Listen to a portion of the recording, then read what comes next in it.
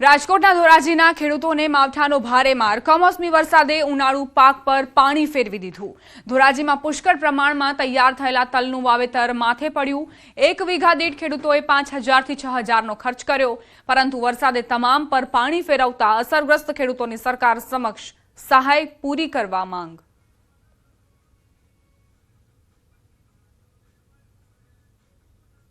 જે કપાસ જેવા પાક ફેલ થયા હતા 5 થી 10 મણ કપાસનો વીઘે ઉતારો આવ્યો હતો।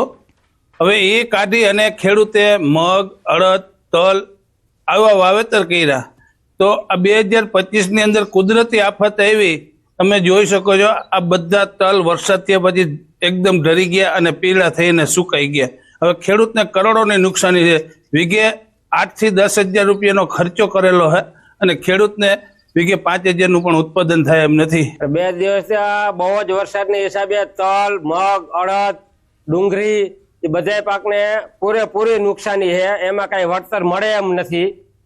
ના ખેડૂતોને આ જે વાવેતર છે એમાં 8 થી 10,000 રૂપિયાનો ખર્ચો કરેલો છે અને આવકને બદલે આમાં હાવ ઝીરો થઈ જાય એવું છે। ધોરાજી પંથકની વાત કરીએ, ધોરાજી પંથકમાં છેલ્લા 2 દિવસથી સતત વરસાદ, કમોસમી વરસાદને લઈને ત્યાં આપણે સીધા પેલા ખેતરના દ્રશ્યો બતાવીશ કે દ્રશ્યો જોઈ શકો છો કે જે રીતે 2 દિવસથી સતત વરસાદ પડ્યો હતો તેને લઈને જે તલનો પાક છે તે પાક 90% પાક છે તે ફેલ થઈ ગયો છે। અત્યારે ખેડૂતો એવું કહી રહ્યા છે કે 10% પાક હાથમાં આવશે। જે રીતે વરસાદ વસી રહ્યો છે, કમોસમી વરસાદને લઈને કુદરતી આફત સામે ખેડૂત અત્યારે લાચાર બની ચૂક્યો છે।